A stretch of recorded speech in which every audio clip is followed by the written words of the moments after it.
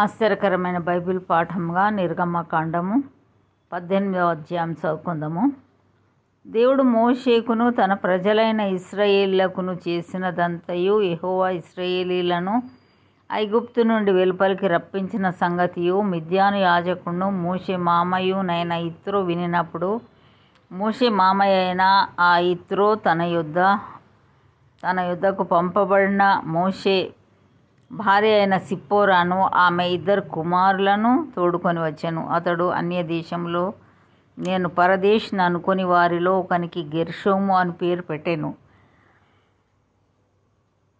నా తండ్రి దేవుడు నాకు సహాయమై ఫరో కత్తివాత నుండి నన్ను తప్పించననుకొని రెండవ వానికి ఎలియేజర్ అని పేరు పెట్టాను.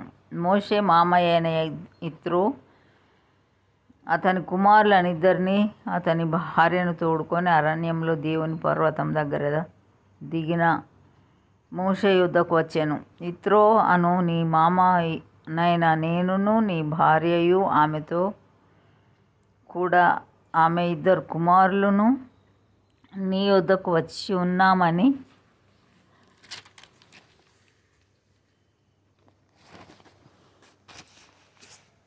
మోషేకు వర్తమానం పంపగా, మోషే తన మామను ఎదుర్కొనపోయి వందనము చేసి అతని ముద్దు పెట్టుకొనెను. వారు ఒకరి క్షేమం ఒకరు తెలుసుకొని గుడారంలోనికి వచ్చిరి. తరువాత మోషే యెహోవా ఇశ్రాయేళ్ల కొరకు ఫరోకును ఐగుప్తీయులకును చేసినదంతయు, త్రోవలో తమకు వచ్చిన కష్టము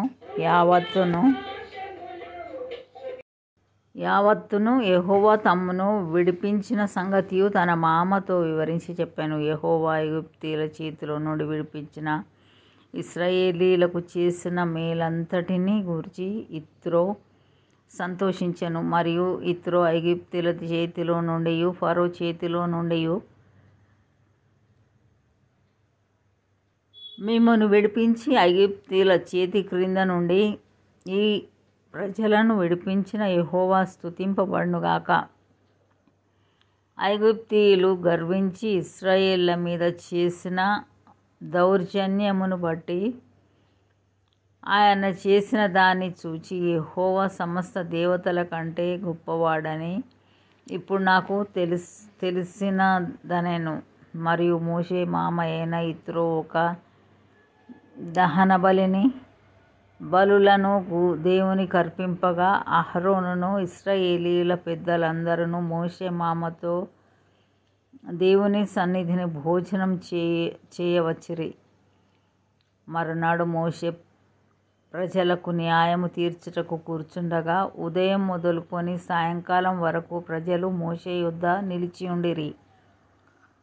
మోషే ప్రజలకు చేసినదంతయు అతని మామ చూచి, నీవు ఈ ప్రజలకు చేయుచున్న ఈ పని ఏమిటి?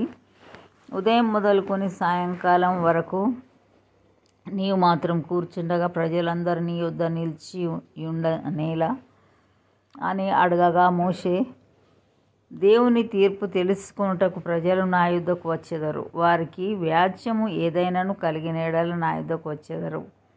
నేను వారి విషయము న్యాయము తీర్చి దేవుని కట్టడలను ఆయన ధర్మశాస్త్ర విధులను వారికి తెలుపుచున్నానని తన మామతో చెప్పాను. అందుకు మోషే మామ అతనితో, నీవు చేయుచున్న పని మంచిది కాదు. నీవును నీతోనున్న ఈ ప్రజలను నిశ్చయముగా నలిగిపోవుదురు. ఈ పని నీకు మిక్కిలి భారము. అది నీవు ఒక్కడవే చేయజాలవు. కాబట్టి నా మాట వినుము. నేను నీకు ఒక ఆలోచన చెప్పెదను. దేవుడు నీకు తోడై ఉండును. ప్రజల పక్షమున నీవు దేవుని సముఖమందు ఉండి వారి వ్యాజ్యములను దేవుని యొద్దకు తేవలెను.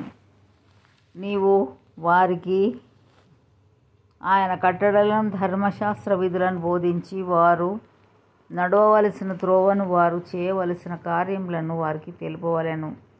మరియు నీవు ప్రజలందరిలో సామర్థ్యము, దైవభక్తి, సత్యాసక్తి కలిగి లంచగొండులు కాని మనుషులను ఏర్పరచుకొని 1000 మందికి ఒకనిగాను, 100 మందికి ఒకనిగాను, 70 మందికి ఒకనిగాను 10 మందికి ఒకనిగాను వారి మీద న్యాయాధిపతులను నియమింపవలెను.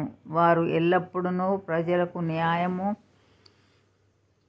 తీర్చవలెను. అయితే గొప్ప వ్యాజ్యములన్నిటినీ నీ యొద్దకు తేవలెను. ప్రతి అల్ప విషయమును వారే తీర్చవచ్చును. అట్లు వారు నీతో కూడా ఈ భారమును మోసిన ఎడల నీకు సులువుగా ఉండును. దేవుడు ఇలాగూ చేయుటకు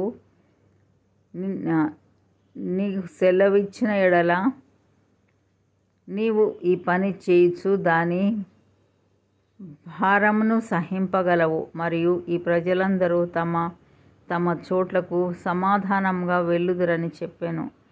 మోషే తన మాట విని అతడు చెప్పినదంతయు చేసెను. ఇశ్రాయేలీయులందరిలో సామర్థ్యము గల మనుషులను ఏర్పరచుకొని 1000 మందికి ఒకనిగాను, 100 మందికి ఒకనిగాను, 50 మందికి ఒకనిగాను, 10 మందికి ఒకనిగాను న్యాయాధిపతులను ఏర్పాటు చేసి వారిని ప్రజల మీద ప్రధానులుగా నియమించెను. వారెల్లప్పుడూ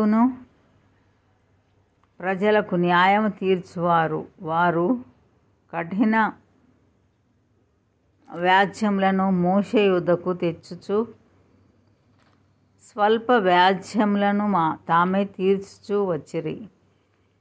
తరువాత మోషే తన మామను పంపివేయగా అతడు తన స్వదేశమునకు వెళ్ళెను.